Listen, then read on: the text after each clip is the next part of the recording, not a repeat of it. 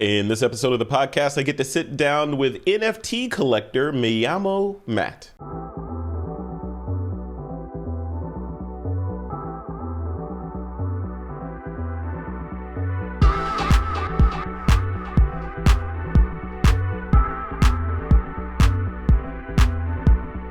Hey folks, welcome back to another episode of the Light Artist Podcast. I'm your host, Frederick Van Johnson. Today, this has been coming for a while. Today I get to speak with MeLlamoMatt. He's a collector in the NFT space, and he knows what he's doing in the space and has a very, I want to say unique perspective. Maybe it's not unique, but he's got a unique perspective on his approach to collecting NFTs. We're going to dive into that. We're going to dive into his experiences with the release of the Alpha collection and what he was able to get, what pieces he got. Is he happy with those pieces? All that and a whole lot more. MeLlamoMatt, welcome to the Light Artist Podcast. How you doing? GM Frederick. I'm doing great. Thanks. This is good. Are you still excited? You were on the Reveal Twitter space there, and I had the opportunity to see you as you finally was revealed which piece in the collection or pieces in the collection that you'd purchased. You seem pretty excited. You still have that electricity? Oh man, Frederick, every day. This whole NFT gig is 24/7. It never stops. So this morning I woke up and I jumped on the Light Art site, took a look, saw where the floor was, saw if any new pieces were put up for sale. I actually found a piece that's listed at an ETH. I have a bid on it. I don't think I'm going to go the full ETH, but yeah, I'm super excited. I would love to be able to add a fifth Light Art piece to the collection. So you got 4. Wow, that's crazy. That's really cool.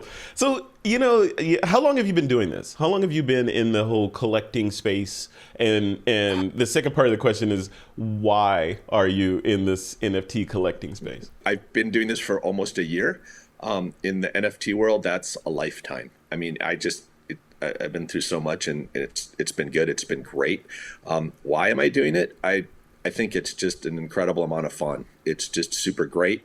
I think there is some potential investment here, but more importantly, this whole Web3 connection where, if I collect a piece or if a collector collects a piece, you get a personal connection with an artist. The artists always reach out. You DM them, you talk to them on the phone, you meet them in real life, and you know that you're making a positive difference in their life as well as yourself. So then as I build a collection, I often spend time in my virtual gallery, and that brings joy or peace of mind. And then I also spend a lot of time in my DMs talking to the artists that I have collected over the years, and just checking in. So it's a complicated question as to why. I could probably talk the entire hour on that, but just say there's a lot of great reasons to collect NFTs, especially photography NFTs. No, for sure. Now, when you collect, as a collector, period, whether it's NFTs or other, are you looking for physical pieces as well? Are you happy, or do you lean more towards just everything is digital and that's okay? So that's a great question. So I have always loved photography.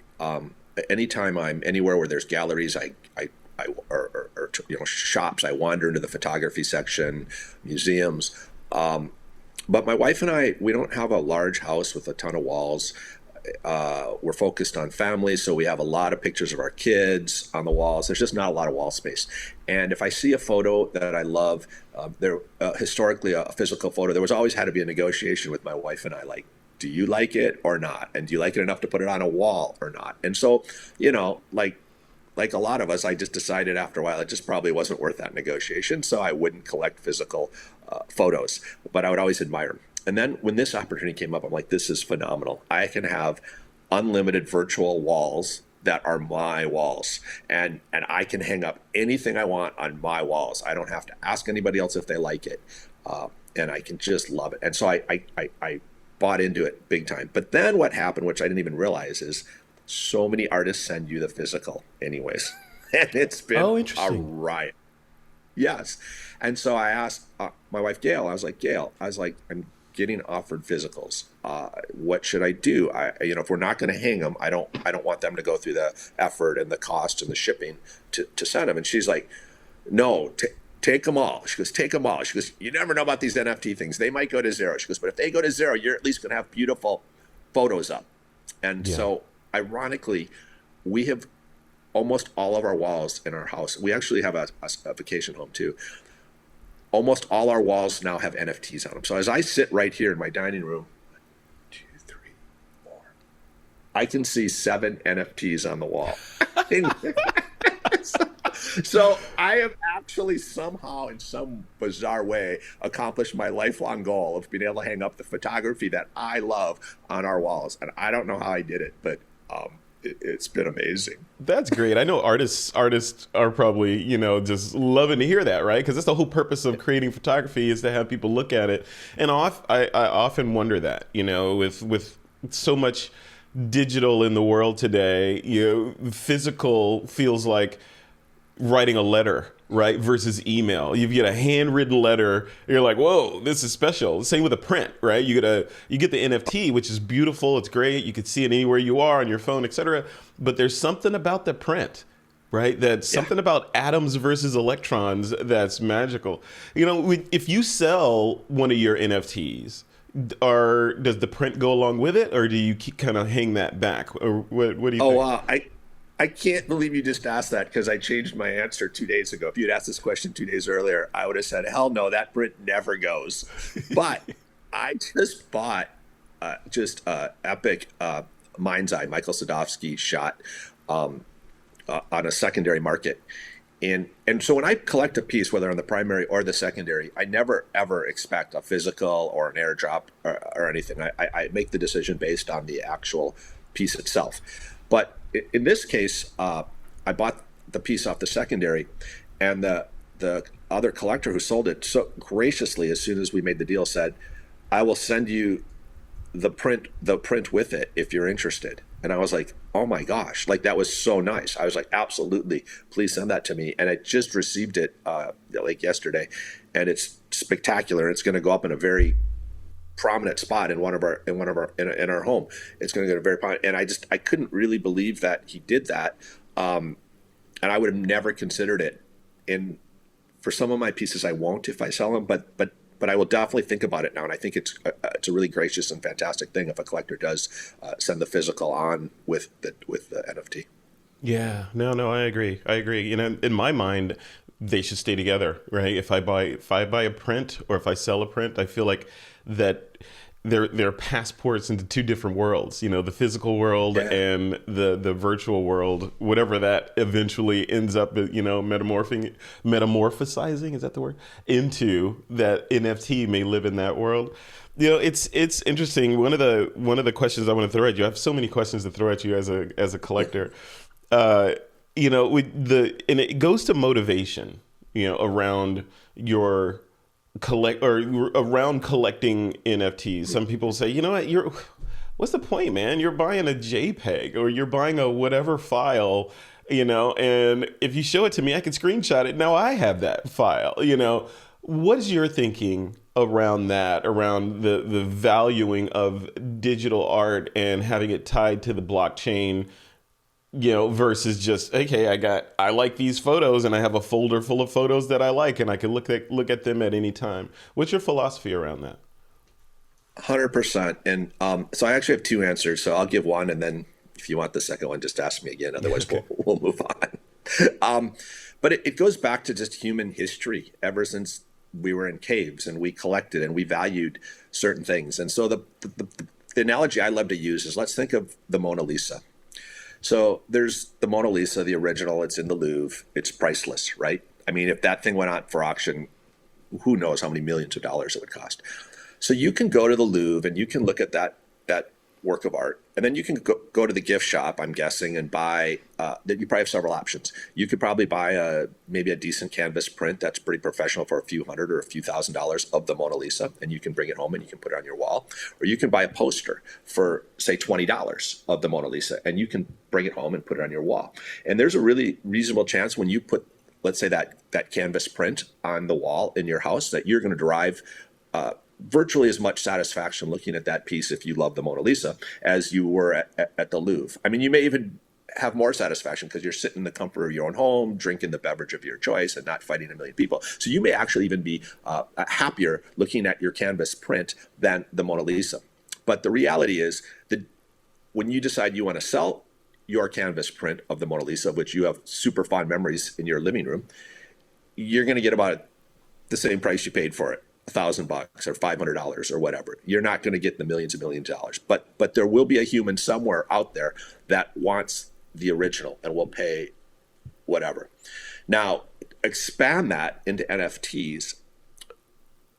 One of the disadvantages of the Mona Lisa was back when the Mona Lisa was first painted hundreds of years ago, when the first collector, let's say, got it and wanted to sell it to another collector, they had a very limited market. Like basically, to simplify it, they could really only sell that to anybody that they could strap that thing onto a cart pulled by a horse, pull it, around town, maybe an hour, and that was their trade market. And then there was also the risk that it was going to fall off the cart, or we're going to be in the rain, or it's going to get damaged, or it's going to be in fire. When I buy an NFT of somebody that's unbelievably talented, like I mentioned, Michael Sadowski a few minutes ago, he's like an unbelievably talented photographer and artist, among others that I've collected. When I buy his piece and I want to sell it, I literally have a marketplace of 8 billion people, right? Anybody in the world virtually who has, at least if they have internet access, can technically get on it. They may not have the means to collect that piece, but they can at least look at it, and it could be possible that they would purchase it. And there's no risk of me. I mean, there is some risk of losing it, but for the most part, like there's no risk of me dropping it in a puddle of water. So I just feel there's advantages to NFTs, and you have to understand that like humans have always put a value on one original, like a Mona Lisa. So why wouldn't they put a value on one digital piece? I guess the other question, this actually is, I'll segue quickly into the second, even though you didn't ask. It also comes down to something Chakai just said the other day on an interview. It's like, does digital property have value? And I think there's a lot of evidence, especially in the younger generations that are native to computers and technology, that there's a lot of value in digital property. Older people may resist because they think I can just right-click save it because there's no value. But the best example Chakai used about why digital property is value is he can ask a person who's doubting this and say, think of all those digital photos you have of your families and your favorite trips and your favorite memories that are on your computer. And a person will say, yeah, what about it? And you're like, what would happen if that computer malfunctioned and you lost those pictures forever?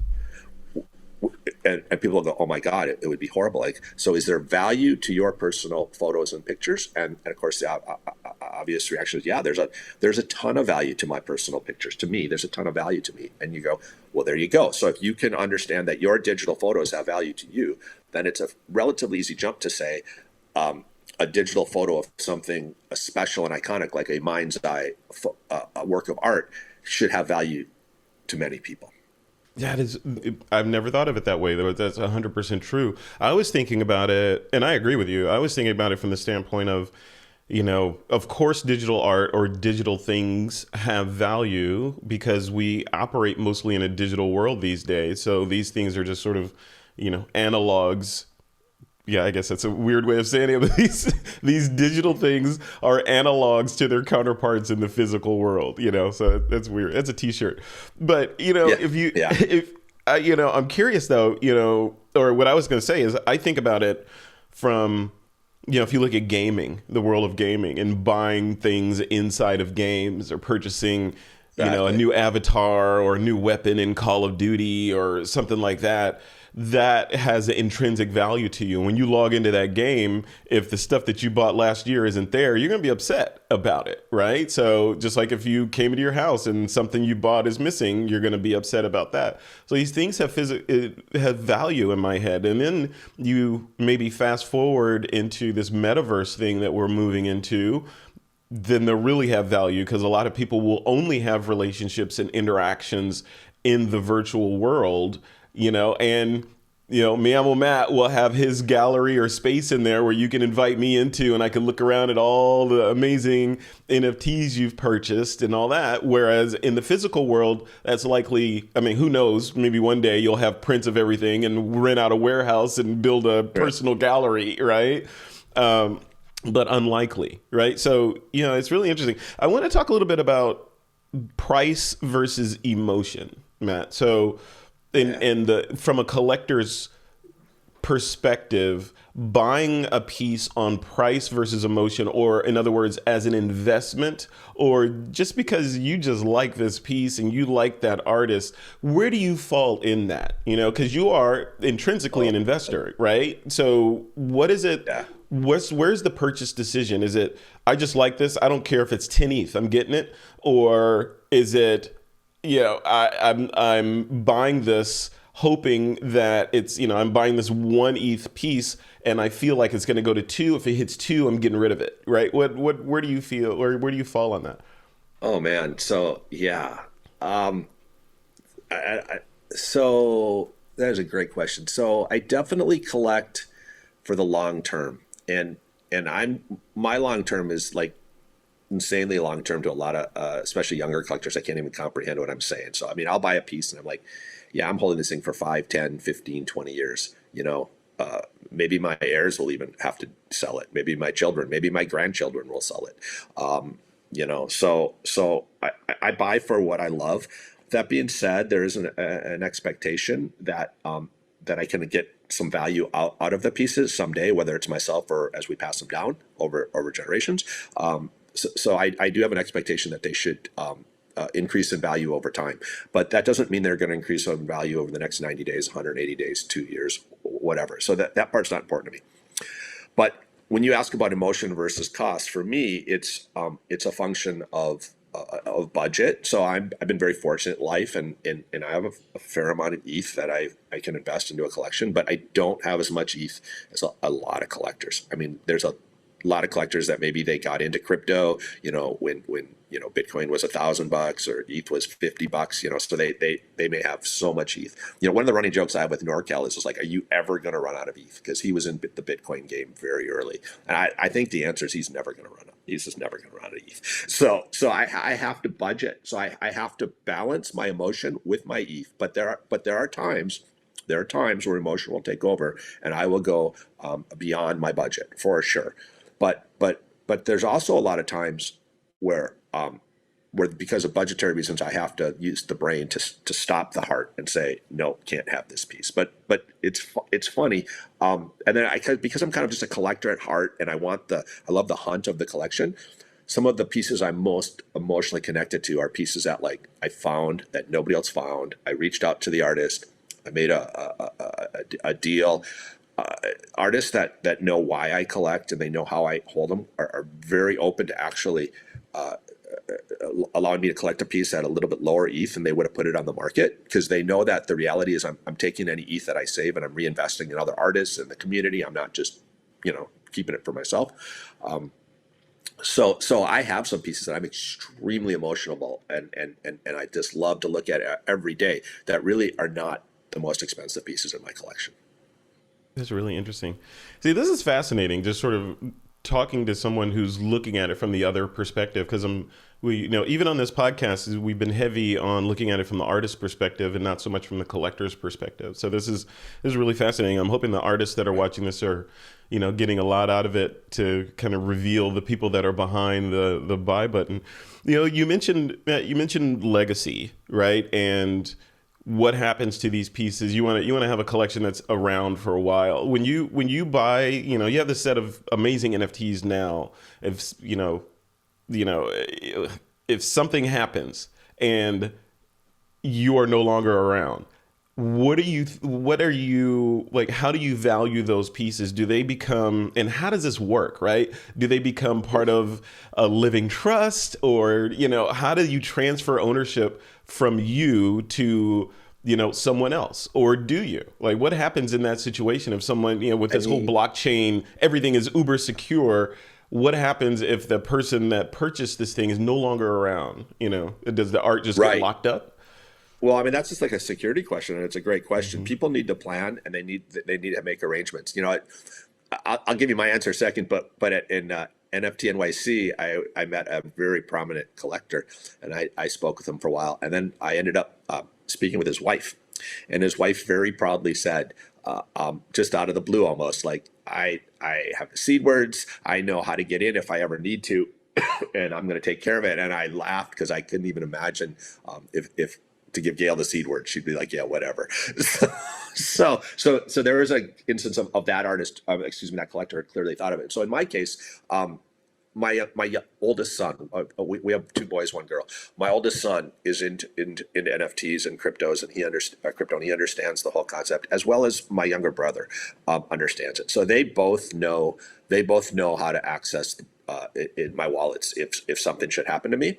But the better question is, like, what really happens to the collection? I would hope it doesn't just get liquidated. Like, I would hope, even from the day I started collecting, I collected with a purpose. The first couple of pieces I collected because I thought, well, those would be good investments. I'm making bet on some artists that I think are insanely talented and undiscovered. And then as I bought a few more pieces, I started evolving into more of what would I like to do. And at one point, a couple months into the collection, I said, you know what?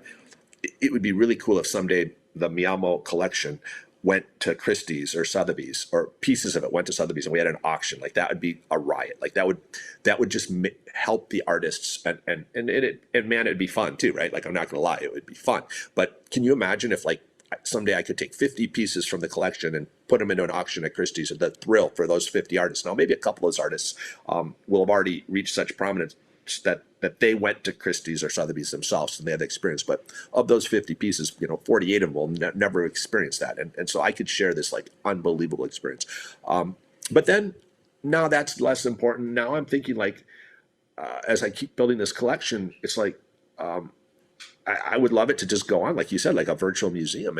And there's something, I won't be around, but there's something about me that thinks, like, God, how fucking cool would this be if 100 or 200 years from now, this collection was out there. And, I bought a different mind's eye piece the other day, and it's a shot of in the middle of the night, an empty historic cafe in Paris. And I was considering that piece, or this super cool piece of a bar in Toronto that's known for a great breakfast in the snow. And aesthetically, I was the Toronto picture, in a sense, kind of appealed to me. I'm from Minnesota. I like the snow. I don't live there anymore. I miss the snow, all that. But then I researched this cafe in Paris, and I was like, this cafe has been there for 200 years. It's still active. It's still a working cafe. 150 years ago, Van Gogh was there. Monet was there. Like, regularly, these guys would go there and drink coffee and probably talk about art. And at the time, they were the disruptors of the time. And the traditional artists were like, what are these guys doing? Like, Van Gogh is using all these screwy swirls. What is he thinking? And I think Monet is using points. And what are they thinking? These guys will never make it. And so I realized, like, all of a sudden, like, this piece plays a part in the museum, like in my museum, in the MeLlamoMatt Museum. And, like, this is a segue from a past art that's already been recognized by the world as phenomenal art. And it's a segue to show how the artists in the MeLlamoMatt Museum 150 years from now, some of them will be thought of as today's Van Goghs and Picassos. And so, man, I just went off on a tangent. I don't even know where it started, but this is where I want the collection to go. I wanted to have historic, iconic pieces in the collection that relate to not only NFT enthusiasts, but people out in the world that don't even know that they love NFTs yet. Like, I want them to, like, say, wow, this is a cool collection. That is cool. Do you want your collection, whether now or in the future, do you want the collection to be sort of a message to the future as to who you are as a person? Like, this is the kind of art that MeLlamoMatt finds amazing, and therefore we can kind of understand the person by looking at his collection or his gallery. I mean, maybe I do want. I mean, obviously, the personal connection for me is just huge, and I'm having so much fun. I mean, I'm having a riot, and the in real life events are great. So there is no doubt that many years from now, I would love people to look at that collection and maybe remember, like, I had an interaction with Matt and it was positive, or he collected a piece. I love when I discover an artist that's got good work, but they haven't had a lot of sales. Maybe they're a little down on their luck. I just love, like, changing their perspective and picking up that piece, and then we tweet it and we create excitement and we get them eyeballs and we reinvigorate them to continue their passion. And so that part I do want to be remembered for. I don't know that it's necessarily that important to say, wow, this is the piece Matt liked. I want him to think more about Matt as the person and the person that's behind the collection. Yeah, love that. I love that. Well said. You know, the before we dive into the light collection a little bit, I wanted to get your thoughts on just the market overall from a collector's perspective. Volatility abounds, right? In the space, it's kind of like traffic in LA. It's going to be a little bit volatile. How does that affect you? The ups and downs, the bear and bullish of the NFT space. Does it affect you I mean, obviously it's going to affect you, but how do you perceive it? Does it give you pause for participating in the space, or are you more, you know what, 2030 or bust? Like, what's your perspective? Yeah, I'm not too worried about it. Like I said earlier, I'm in this thing for 5, 10, 20 years. Yeah. So the day-to-day volatility doesn't bother me. It is a problem with our industry. It's a huge problem. The lack of patience is a huge hurdle that we need to overcome. And so that part doesn't concern me. I do think right now is a really interesting time. I think when crypto had its crash essentially in June, a lot of collectors stepped back, but it wasn't because of NFTs. They stepped back and ask themselves, does crypto have value? This is a shock to my system. You know, that coins have dropped 50, 75, 90%. And then there was a couple weeks and I'm like, people are going to figure this out, that we're not going to zero, that crypto's not going to zero. And then they're going to realize NFTs are on sale. And in my opinion, that's exactly what happened. So for about 2 weeks, it got real quiet and artists started, you know, getting nervous, and I would talk to artists like, just be patient. Collectors are going to come back, and they're going to realize now that the pieces that they were buying happily 60 days ago, they can now buy for 25% of that cost, fiat wise, even though it might be the same ETH, and you know, 1 ETH equals 1 ETH. And sure enough, about 2 or 3 weeks after that, you know, early July, it started coming back. I started buying as much as I could. I mean, I was buying pieces as much as I could. I overextended for sure, but I do not regret it, because now, in the last week or two, things have really picked up, and a lot of artists, a lot of collectors are coming back in, and they've now realized this.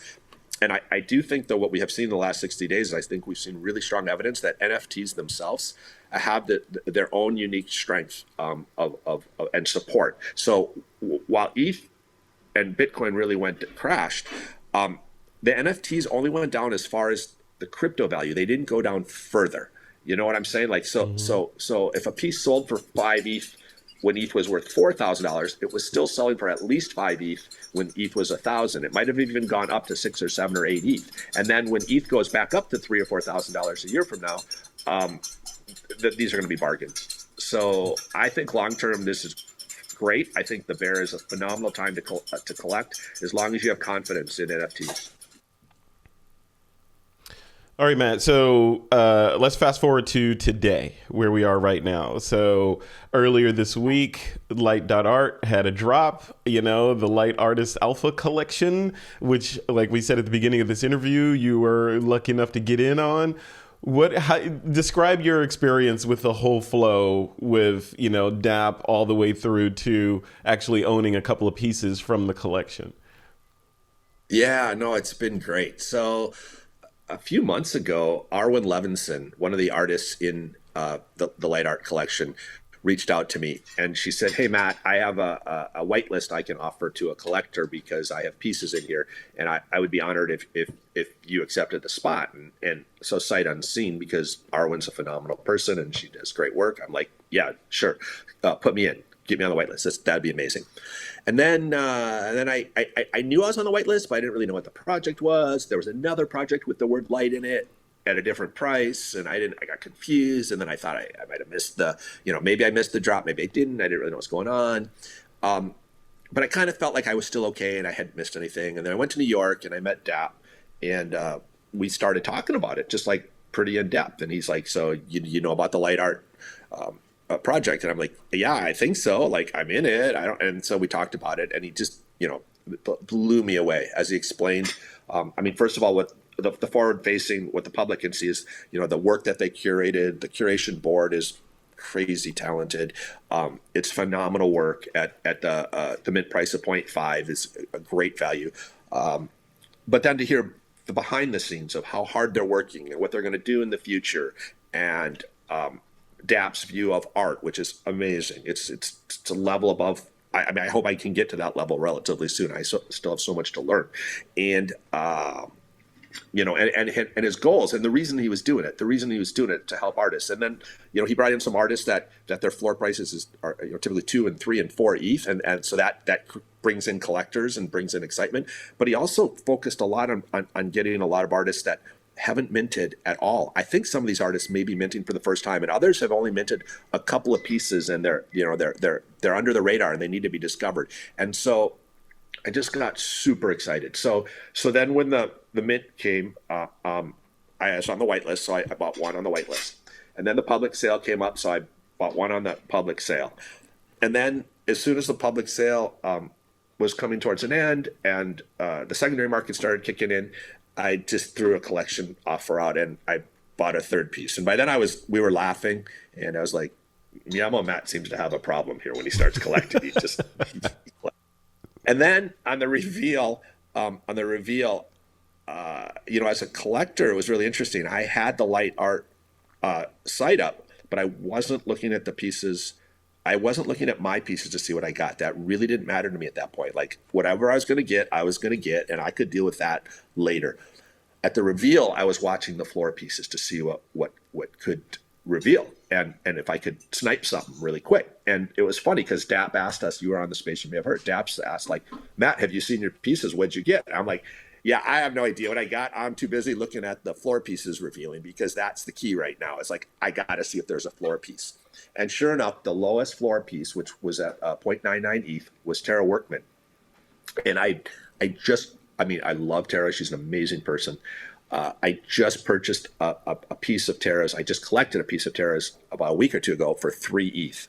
And the last 3 pieces she sold were to myself, NorCal, and Batsuit Yum. NorCal and I each paid about 3 ETH. I don't know what Bats paid.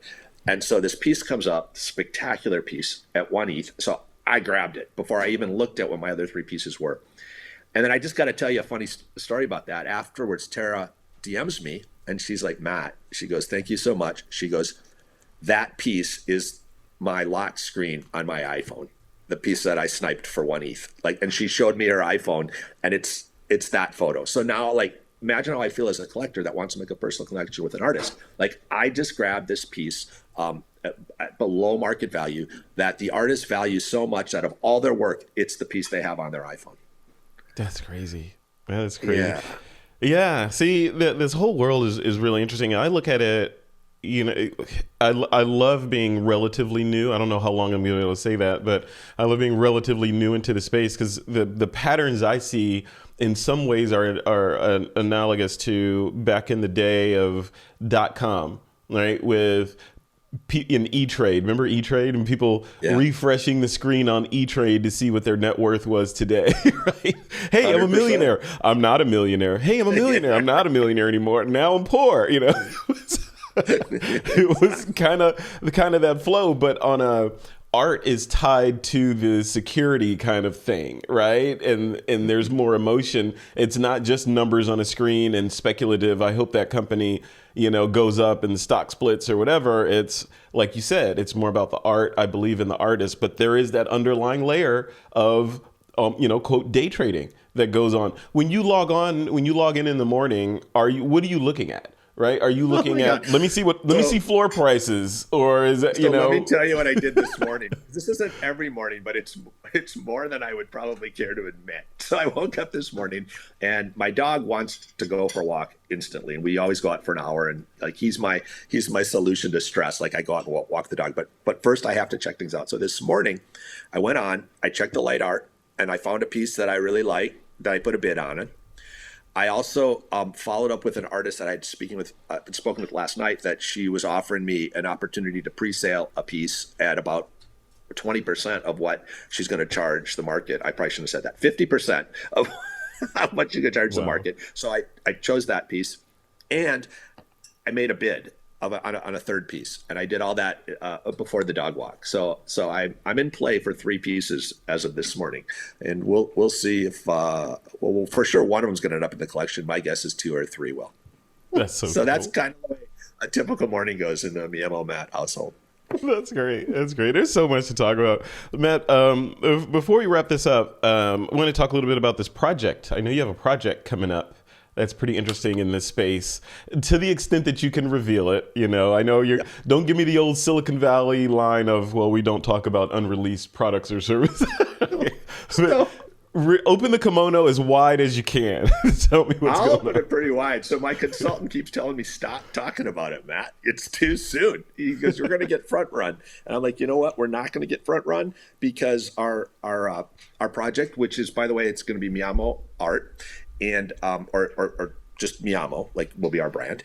And it's basically we're going to transform the MeLlamoMatt collection into a true community, and we're going to leverage the power of Web3. And we're going to create this site, this community, a town square, you might call it, where people come and visit and communicate. We're going to support existing artists and give them resources to continue their passion and thrive in Web3. We're going to support emerging artists. We're going to find emerging artists, right? And we're going to bring them into NFTs, and we're going to help encourage the mainstream adoption of NFTs. And the reason I'm not worried about being front run is because we have no technology yet, so we're low tech, but we're high on people. I come from a Web 0 background. I built my career before the internet existed. I built my company before the internet, and I did it based on teams and people that will just do anything for the company or and for the team players. And so this last year, I've been collecting with a purpose, and I've been assembling a cast of artists that I believe is superior or as strong as any cast. And so anybody can try and front run us, but I've already got a year of complete commitment to building this phenomenal group of artists. And it's like the other day, one of my artists DM'd me and she said, Matt, you've assembled quite an army here. And I said, and we're getting ready to unleash the troops. And all she said was, let's fucking go. And so we're there. We're ready to talk about it. I've got people just chomping at the bit to go out and get this done. We're gonna have to start slow, but we're gonna build this over time. But the goal is to release our forward-facing website, our landing page in early September. But it's only going to have a few of the components, and then over time, I want this to be the community for NFTs. This is the place where people go to learn things, to talk to each other. And for artists to support artists, and I just have so many other ideas out that I'll talk about at a different time. But as you can see, I'm bouncing off the walls about this, and then I've got a lot of artists behind me pushing me every day. So if I'm not working on it for a few hours, they're like, Matt, what are you doing? You got to get going. We got to make this thing happen. So it's gonna be amazing, Frederick. It really is. That's great, man. I think that's needed. That's when again, drawing on my new guyness in the space, that's one of the things that's missing. I think of course there's a gazillion Discord communities and YouTube channels and Twitter spaces, et cetera, that people can get involved in, but a kind of an exclusive airport lounge level of community with education and camaraderie and all that stuff kind of folded into one space. I think that's huge. I think that's needed. So what's your timing? What's your timing on this, if there is timing? Yeah, so that's great. So we're going to start a regular schedule of spaces the week of August 15th. Tentatively, we're going to have them on Tuesdays in the morning Pacific time and Thursdays in the evening Pacific time to try to catch other time zones around the world. And we're going to start these as kind of, they're going to be 1 hour hard stop spaces. And we're going to start them as kind of like a working session where they're going to be focused. Anybody can come in, but they're going to be focused primarily towards MeLlamoMatt artists and ideas and things they want to see. And so we're going to run those spaces starting the 15th. We plan to release a website shortly after Labor Day. And on the website, there will be some interactive links on there. There'll be a roster of the artists. There'll be discussions of our brand objectives, to support artists, education, curation, and identity, identity is, I want to talk briefly about that. So at its core, MeLlamo means I call myself or I am. And so we're going to use that as our brand. And with our artists, we're going to help artists identify themselves. Who are they? How can they thrive in this? Why are they doing this? Who are they? I am. And so those are our objectives, and all that will be released in September, and then we will hopefully get people coming to us and understand that these galleries are going to be changing on a weekly basis, and then we will start adding all kinds of things. We'll have a marketplace at some point where we can generate revenue.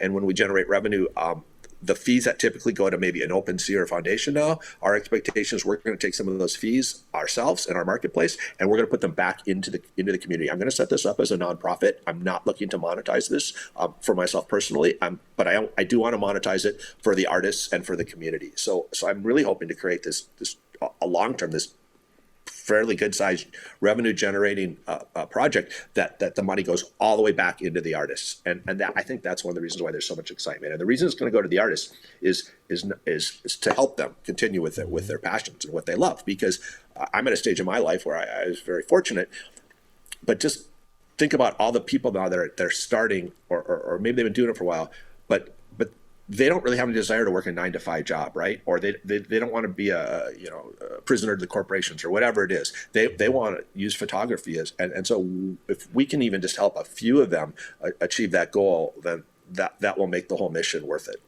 Yeah, really good. I can't wait to see that. And when you launch that, please let me know so that we can talk about it, and kind of dive in and maybe screen share and walk through everything. That's gonna be amazing. Absolutely.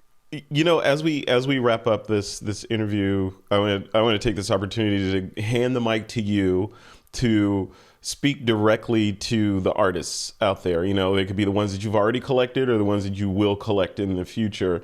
And if you had a message to give them, the people that are out there, in the Himalayas making great images and, going to make NFTs from them, or somewhere in India doing cool stuff, what would you, what's a message that you would send out to this group of photographers? Yeah. Wow. Okay, cool. So, first of all, I would say to the artists, I love you guys and gals. You guys are amazing. I live vicariously through you, and what you're doing is just phenomenal. And you're all so talented. And my advice is shoot photos or create art or paint because that's what you want to do, and don't get caught up in the almost the madness of the NFT craze and the 24/7 of Twitter and the social, and I see that weigh on a lot of artists' mental health. And I was like, live your life, create your art, whether you can sell it or not, celebrate other people's successes. But it's natural to get FOMO or to feel like, well, why is that person selling for this and I can't? And that's a hard thing to do, but you got to take care of your mental health. So I learned something a while back, and it's like, you have to take care of yourself before you can take care of others. So from an artist to an artist, I would say, go out and take care of yourself. Go out and create your art. Go out and, if you're a landscape photographer, go out and hike. If you're a street photographer, go hang in the environment that makes you comfortable. Take care of yourself first. And once you've taken care of yourself, then you can come back, and then you can focus on building the business, let's say. And then be patient. It's like I mentioned, there's such a lack of patience in this industry, and it's easy to get sucked into it. So you may be a patient person, but you get sucked into the impatience, and all of a sudden then your mental health is being affected, or you're doing things that you just wouldn't do. So you need to be patient. And then I guess the last thing I would say is, I think the artists that actually reach out and connect with collectors and take the time, they understand that collectors, the vast majority of collectors are there for the right reason. The vast majority of collectors want to help the artists and work in a collaboration with the artists, and want everybody to benefit, a true win-win situation. So reach out and connect with art collectors, and I just found that both artists and collectors in this field are just, they both have blown me away with their abilities, their personalities, the reasons they're here. And it's just like, it's just very humbling to see it all. I love that. That's cool, man. You got a lot of stuff going on. You got a lot of. What are you doing talking to me here? You should be out getting getting this special project off the ground and buying more NFTs. Working on. If people want to connect with you and otherwise interact with you online, what's the best way for them to do that? Definitely Twitter at MeLlamoMatt is the best way. I try to answer my DMs. I keep them open. I think they might have filled up once or twice, because once or twice I've heard they were closed, but that was Twitter, not me. But I do miss some DMs. So I would say if somebody reaches out to me and I don't respond, feel free to reach back out in a few days, because that box is getting more and more full every day, and I hope I can continue to answer every DM as we move forward. But all I can say is I'll do the best I can. Fantastic. All right. Well, cool. Man, thank you for coming on. You and I have had a couple conversations online, and we did our little pre-interview. But I got to tell you, speaking with you in person, quote in person, it's been a pleasure and eye-opening from just sort of getting a glimpse, into the world of the collector and kind of what you're thinking and your passion for the space and your passion for art. So thank you for all that you do, for the photography community, and thank you for coming on and sharing that with us. Well, Frederick, thanks for reaching out and interviewing me. This was an honor. I really appreciate it, and I look forward to talking again. Oh yeah, we will. All right, MeLlamoMatt, thank you very much, and we'll see you next time. Take care.